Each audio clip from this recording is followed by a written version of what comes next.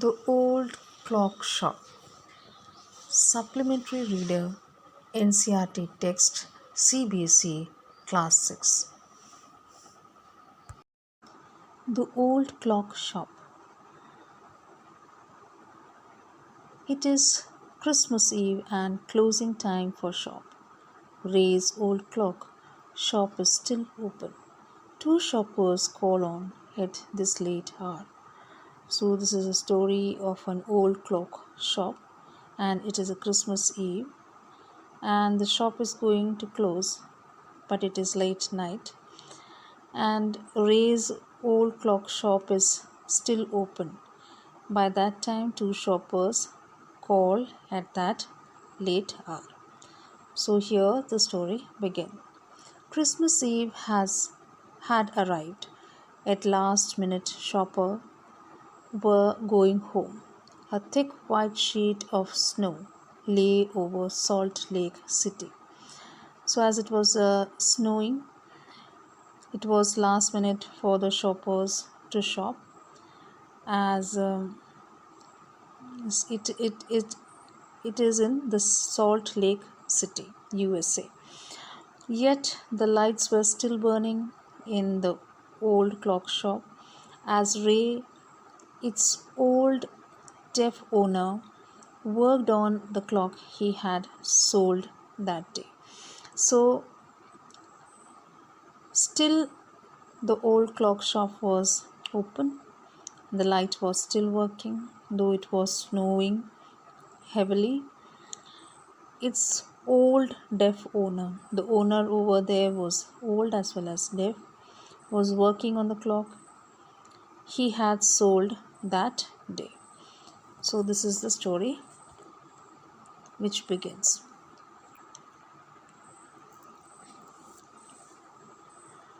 Having finished his work, Ray stood up and was on his way to back room when a cold rush of air from the front door hit the back of his neck. So as he has finished his work, Ray stood up and he wanted to just leave.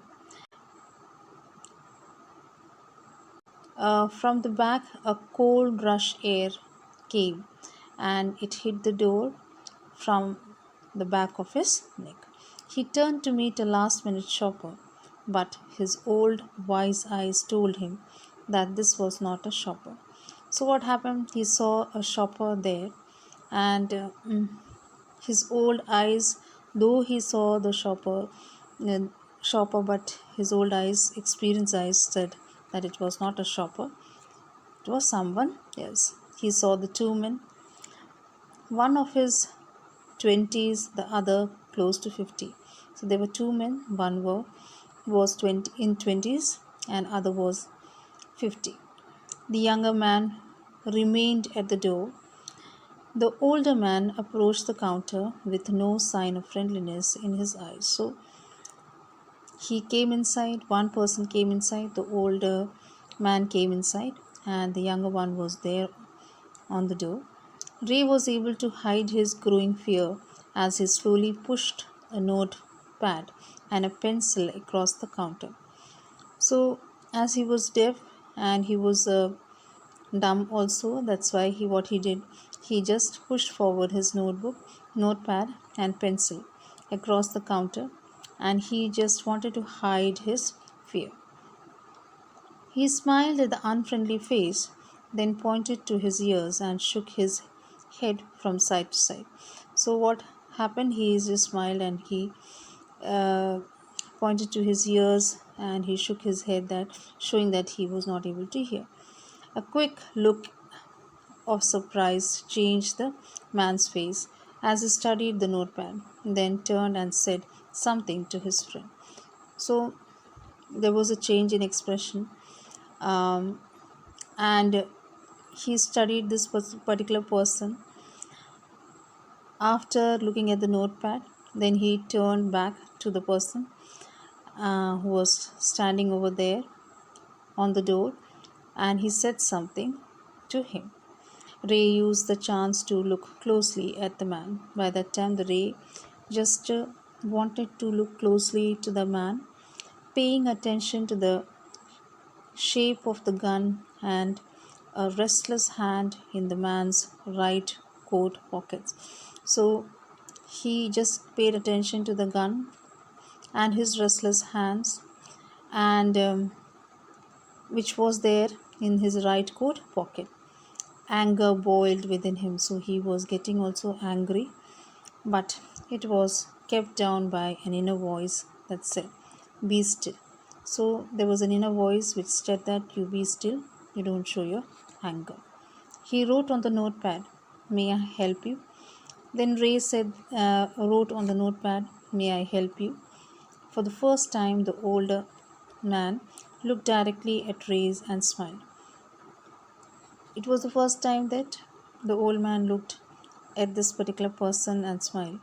A cruel, mocking smile. It was a cruel and a mocking smile. Mocking here means giving um, a sarcastic smile.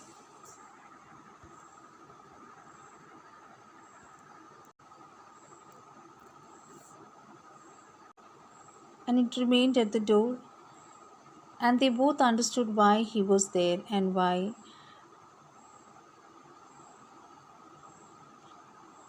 his friend remained at the door. They looked like men who were down on their luck and were now ready to try something they would later be sorry about. So they both understood why he was there, and they knew why they wanted to be there in this particular shop. And they looked like men who were down on their luck, means they are trying their luck whether to get something from this particular shop. And Ray thought that they would be sorry for it afterwards. Ray knows that his visitors are in need, and he accepted an old watch in exchange for a good sum of money. And the message of peace and goodwill spread everywhere as the old clock uh, chimed "Merry Christmas." So, this is the thing we are going to read now. The clocks ticked on. Ray calmly wrote another message. Now the clocks were ticking as it was a clock shop, and Ray just wrote another message. "Have you come to pick up a clock or a watch?" So now he asked whether you want a clock or a watch. Then he pointed out to the lone board filled with hanging clocks. Now he also just pointed out to the lone board filled with hanging clocks. Pointed to the lone board filled with hanging clocks and pocket watches, and he asked what they wanted. And he was not a pawnbroker. Pawnbroker here means a person who used to lend money instead of some of the things which were placed in front of him, especially if they wanted something in exchange. But at the same time, could not say no to the needy people who placed their old watches or clocks before him for anything they could get. So some used to come to just sell watches as well as just to get money or just to get a loan. So he never used to say no to the needy people. They would be there when the owner wanted them back. So as he used to give loan, and they used to come back with that particular money and return it to him. So they used to return it at the same price he had paid with no interest. So he, whatever price he had, he used to give the same money they used to return, but it was without any interest. Then the older man seemed to feel a little easier, took out his hand from his pocket and quickly looked at the watch on his wrist. "How much will you give me for this?" the man wrote. Then what happened? Then this old man, he felt a little easier, and he took out his hand from his pocket and quickly looked at his watch on his wrist, and he just asked, "How much would you uh, give for this particular watch?" The man wrote. Ray noticed a little shame in the grey eye looking at him. So He felt as if this person was feeling very shameful that he had to sell his watch for his needs. The watch was nothing special, yet had great power. Watch was not that much special or having that much of cost. It was something to exchange. Just to have an exchange, he had to give it. A way out of a bad situation, especially a bad situation, he may have be countering a bad situation. Knowing that the great need had brought the man to this shop in the first place, Ray asked, "How much do you need for it?" Now, the Ray asked, "How much do you need for this?" The reply came back on the notepad, "Whatever it's worth." Whatever it's worth means um, whatever it costs, you have to give. Ray reached into his cash box, pulled out $50 note and passed it into the man's hand. So he gave $50 and gave it to the man. As they shook hands, Ray looked into the man's eye. They seemed to say thank you. So as he looked at this particular man, he could see a satisfaction, and this man wanted to just thank him for whatever he had done. So it was not that much $50 worth, but still he gave that $50 to him. They both knew the watch wasn't worth that much. Before turning to leave, the man wrote, "I will be back to pick it up as soon as I can. Merry Christmas."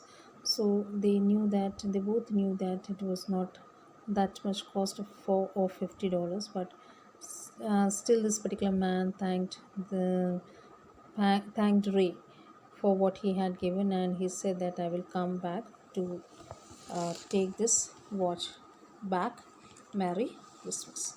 The little story ended on the half hour with the clock striking all together. So, within half hour, what happened? All the clocks started striking together, and the timepieces, which had been looking on silently all the while, rang out the time with such feeling that even Ray thought he would hear them.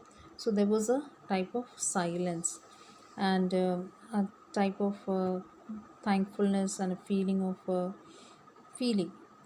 of happiness which came, which Ray felt. Their sweet musical messages was filled with hope. There was a sweet music which came from this particular clock strike, and it was filled with hope. A timeless message of peace on earth. It was a timeless message of peace on earth, goodwill towards all, was felt by three men who stood in the old clock shop. They felt peace at peace, and they felt what uh, a type of happiness uh, which which was found on all the three men's faces, because the work was being done, and all the three were happy. As Ray was happy that he was able to help a person, rest two people were happy because they got what they wanted. So here the story ends.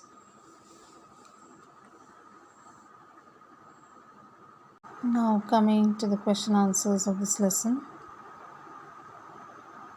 First question is, what made Ray think the visitor was not really a shopper? Ray saw two men, one in his 20s and the other close to 50, enter his shop. The younger one remained at the door, and the older man approached the counter with no signs of friendliness in his eyes. On paying attention, Ray noticed the shape of the gun and the restless hands in the man's right coat pocket.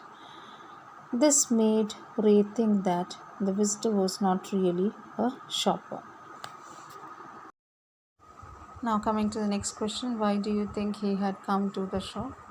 The man was down on his luck and had come to rob Ray's shop, or he must have come to ask for money in exchange of his watch. Now, coming to the third question, and how did Ray communicate with him? Ray was old and deaf. He communicated with the man with the help of a pencil and a notepad. Coming to the fourth question, what do you think the man said to his friend who waited at the door? There was a look of surprise on the old man's face when he came to know that the ray was deaf. He would have passed on this information to his younger friend standing at the door. Also, he might have discussed with him what they needed to do next. Now, question number 5. Ray was not a pawnbroker. Why then he lent money to people in exchange for their old watches and clocks? Ray was not a pawnbroker, but at the same time he could not say no to the needy people who placed their old watches or clock before him for anything they could get. Therefore, he lent them money. The watch was nothing special and yet had great powers. In what sense did it had great powers? The watch was nothing special, but it had great powers because it was something to exchange. A way out of a bad situation, it saved the two men from doing something they would later be sorry for. Now, coming to the seventh question, do you think the man would ever come back to pick up the watch? Yes, the man would come back to pick up the watch. He himself said that he would be back to pick it up as soon as he could. It was not necessary for him to say so, but he did. Therefore, we can say that he would be true to his words. Now, coming to the last question, when did the unfriendly face of the visitor turn truly friendly? The unfriendly face of the visitor turned friendly when Ray offered him a way out by accepting the old watch for $50. Both knew that the watch was not worth that much, and that made the unfriendly face to feel friendly. Now, that was the end of the lesson. Thank you.